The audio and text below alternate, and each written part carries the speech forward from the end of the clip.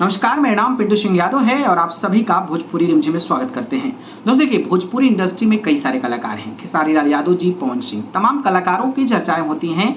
उनके गाने बजते भी हैं, लोग सुनते भी हैं, मिलियंस ऑफ मिलियंस में प्यार भी होता है। इंटरनेशनल लेवल पर भी भोजपुरी गाना को इन लोगों ने बढ़ावा दिया है। लेकिन आए दिन कुछ ऐसी हरकतें हैं, ये खुद भी जानते होंगे, चाहे मैं किसी की बात कर रहा हूँ, चाहे वो खेसारी लाल यादव जी हों, पवन सिंह जी हों, जो समाज को लेकर कहीं ना कहीं एक अलग तरीके की जो परसेप्शन है वो कहीं ना कहीं बनाता है। और इस बात को भलीभांति मैं नहीं बल्कि खेसारी लाल यादव जी, पवन सिंह भी समझते होंगे।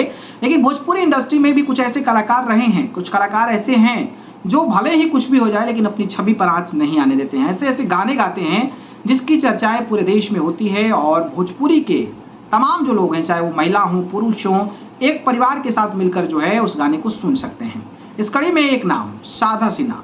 शारदा सिन्हा के बारे में आप जानते होंगे, इनके गाने के बिना छठ पूजा जो है वो अधूरा रहता है।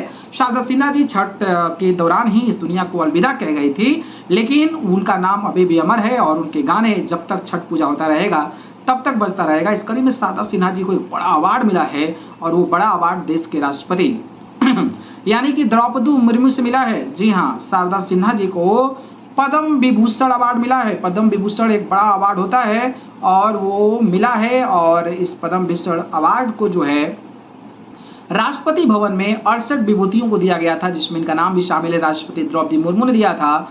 शारदा सिन्हा के मरणोपरांत जो पद्म विभूषण जो है दिया गया है और ये पद्म विभूषण जो है उनके बेटे यानी कि डॉक्टर अंशुमान सिन्हा ने ग्रहण किया है। तो आप अंदाजा लगा सकते हैं ये बहुत बड़ी बात है। पद्म विभूषण से सम्मान किया जाना एक कलाकार का, ये अपने आप में एक बहुत बड़ी बात है। मरणोपरांत किया गया है लेकिन इतना बड़ा सम्मान देकर ये कहीं ना कहीं दर्शाया गया, दिखाया गया है कि भोजपुरी इंडस्ट्री में भी ऐसे कलाकार रहे हैं जो सच में काबिले तारीफ हैं और इतने बड़े चीज़ों के हकदार हैं। और आज के कलाकारों को मिलेगा कि नहीं मिलेगा ये तो नहीं पता, लेकिन भिखारी ठाकुर से लेकर जिस तरीके से अभी भरत शर्मा जी को एक अवार्ड मिला था, ये अपने आप में अच्छी बात है। और मुझे लगता है कि जो सही डायरेक्शन में सोचते हैं, जो अपने कला को बेहतर तरीके से संचालित करने का प्रयास करते हैं और वो बहकते नहीं हैं, अपनी गायकी पर ध्यान रखते हैं, लोगों का ध्यान रखते हैं, समाज का ध्यान रखते हैं, उनको इतना बड़ा सम्मान जो है वो कहीं ना कहीं मिलता है।